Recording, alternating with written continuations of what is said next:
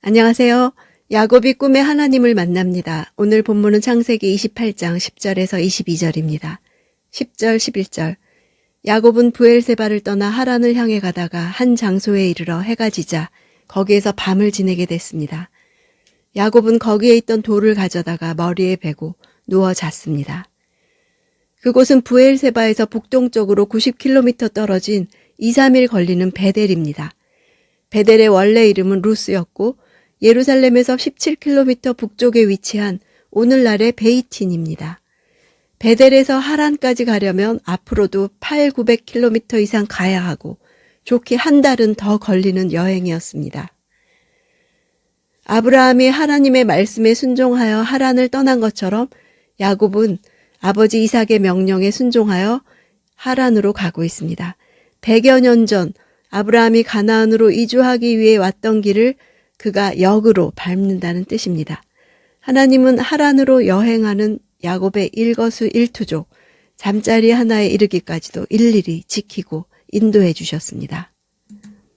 12절, 그가 꿈에 보니 사닥다리 하나가 땅에 서 있는데 그 꼭대기가 하늘까지 닿아 있었습니다. 그리고 하나님의 천사가 그 위에서 오르락 내리락 하고 있었습니다. 사닥다리가 땅에 서 있다. 이 문장의 뜻은 혼자 힘으로 서 있는 것이 아니라 어떤 강한 외부적인 힘에 의해 흔들림 없이 단단히 세워져 있다는 뜻입니다. 14절, 내 자손이 땅의 티끌과 같이 돼서 동서남북으로 퍼지게 될 것이다. 너와 내 자손을 통해 이 땅의 모든 족속들이 복을 받게 될 것이다. 퍼지게 된다. 이 단어는 원래 주머니가 터지면서 그 안에 담겨있는 액체가 한꺼번에 쏟아져 나오는 상태를 가리키는 말입니다. 야곱의 자손이 번성하되 마치 봇물이 터지듯이 폭발적으로 증가할 것을 말합니다. 당시 야곱은 잠자리조차 변변치 못한 도망자였으며 77세에 단 한 명의 후손도 없었으나 하나님께서는 이런 야곱을 통해 온 세계에 영향을 미칠 것이라는 놀라운 예언을 하신 것입니다. 15절, 내가 너와 함께 있을 것이며 내가 어디로 가든지 너를 지켜주겠다. 그리고 너를 이 땅으로 다시 데리고 오겠다. 내가 내게 약속한 것을 다 이룰 때까지 너를 떠나지 않겠다. 원문대로 직역하면 그런데 보라 내가 너와 함께 있다 입니다. 전능하신 하나님께서 절대 동행의 약속을 해주시는 것은 아비의 집을 떠나 외롭게 동행자 하나 없이 빈들판에 홀로 있으면서 예측할 수 없는 앞날에 대한 걱정으로 가득 차 있을 야곱에게 너무나 큰 위로의 말씀이 되었을 것입니다. 16절, 야곱이 잠에서 깨어나 말했습니다. 참으로 이곳은 여호와께서 계신 곳인데 내가 몰랐구나. 야곱은 하나님이 브엘세바에만 계신 것이 아니라 사람이 살지 않는 빈 들판인 이곳 베델에도 계신다는 사실을 깨닫고 크게 감격했습니다. 실제로 당시 근동의 사람들은 이 세상에는 여러 신들이 있다고 생각했고 각 신들은 어느 특정 지역에서만 힘을 발휘하는 것으로 생각하는 지역신 개념에 사로잡혀 있었습니다. 야곱 또한 하나님을 지역신, 부족신으로 알았습니다. 자기 고향 경계를 넘어서는 순간 하나님의 능력은 무력화될 줄 알았던 야곱이 하나님이 어느 곳에나 계심을 비로소 확인하는 감격을 맛보고 있는 것입니다. 지금까지 조부 아브라함의 하나님이며 아비 이삭의 하나님으로만 알고 있었는데 이곳에서 비로소 자신의 하나님을 체험하게 되었습니다. 17절, 그리고 그는 두려워하며 말했습니다. 이 얼마나 두려운 곳인가. 이곳이 바로 하나님의 집이며 이곳이 하늘의 문이구나. 하나님의 집이란 하나님이 임재하시고 택한 백성이 하나님을 만나는 장소입니다. 야곱은 바로 그 들판에서 하나님의 임재를 체험하고 하나님을 만났기 때문에 하나님의 집이라 말한 것입니다. 18절, 다음날 아침 일찍 야곱은 머리에 베었던 돌을 가져다가 기둥을 세우고 그 위에 기름을 부었습니다. 야곱의 행동을 나타내는 동사 4개가 계속법으로 쓰여서 꿈의 내용에 너무나 큰 감동을 받은 야곱의 흥분과 기쁨을 시적 운율로 보여주고 있습니다. 히브리인들은 사람이나 물건을 거룩하게 구별할 때 기름을 붓는 관습이 있습니다. 그 지역은 올리브 나무가 많아서 올리브를 한 줌 따서 돌에 비비면 기름을 얻을 수 있었습니다. 20절, 야곱이 서원하며 말했습니다. 하나님께서 만약 저와 함께 계셔서 제가 가는 이 여정에 저를 지키시고 제게 먹을 것과 입을 것을 주시며 서원하며 말했다를 직역하면 서약을 서원했다. 동사에 이어서 동족 목적어가 겹칩니다. 이것은 최상급을 나타냅니다. 간절하게 맹세했다는 뜻입니다.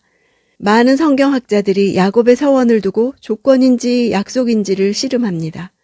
어느 쪽으로든 해석할 여지가 있기 때문입니다. 조건이라 주장하는 이들은 야곱은 지금껏 속이고 빼앗고 거래한 교활한 장사꾼이다. 하나님이 약속한 대로 해주시면 자기도 그렇게 하겠다는 말은 여전히 그가 하나님과도 거래하려 드는 장사치라고 봅니다. 반면에 꿈에 하나님의 약속을 받은 야곱은 깨어나 하나님이 하신 말을 재확인하고 자기 자신에게 되새기는 행동을 한 것이라 주장합니다. 서원은 삶의 방향을 재정립시킵니다. 이렇게 해석하면 야곱은 하나님께 조건을 내세운 것이 아니라 하나님이 자신에게 약속한 대로 하듯이 자신도 그렇게 살겠다고 다짐을 한 것입니다. 21절 제가 제 아버지 집으로 무사히 돌아가게 해주신다면 여호와께서 제 하나님이 되실 것이며 돌아가게 해주신다면 이란 말도 조건절로 번역할 수도 있고 돌아가게 하시리니 라는 강한 확신의 의미로 번역할 수도 있습니다.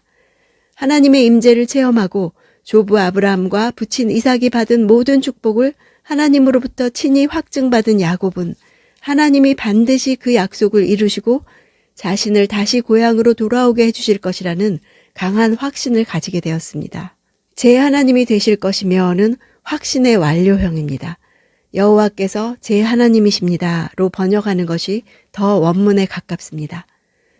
야곱이 어떤 조건을 붙여 하나님이 들어주시면 자신의 하나님이 되고 그렇지 않으면 자기 하나님이 되지 못할 것이라는 식으로 흥정을 한 것이라 해석하기도 하고 그런 조건에 상관없이 하나님은 언제 어디서나 항상 자신의 하나님이 되심을 확신하고 고백했다고 보기도 합니다. 인생의 문이 닫혔다고 여긴 곳에 하늘의 문이 열렸습니다. 사닥다리는 하나님과 이어짐의 상징이었습니다. 땅에서부터 하늘에 닿아 있는 사닥다리를 보고 땅의 일이 하늘과 이어져 있음을 알게 됩니다. 오르내리는 천사들의 모습은 이미 그들이 밧다나람을 향해 떠나는 여정에 처음부터 야곱을 감찰하며 동행해 왔음을 가리킵니다. 야곱은 미지의 불확실한 길을 가는 자가 아니라 하나님의 집을 출발점으로 삼아 미래를 향해 가는 자가 된 것입니다. 야곱은 하나님께 자신의 안전뿐 아니라 먹을 것과 입을 것까지 보살펴달라고 요청합니다. 자신의 생존 문제를 얼마나 절박하게 생각했는지를 엿보게 됩니다. 이전에 야곱은 이 모든 것을 자기가 알아서 해왔고 남의 것을 빼앗아서라도 구했던 사람입니다. 이 모든 것들이 하나님의 은혜 가운데서 이루어지지 않으면 안 됨을 깨닫게 되었습니다. 베델에서의 경험을 통해 야곱은 살아계신 하나님을 개인적으로 예배하기 시작했습니다. 나의 베델은 어디입니까?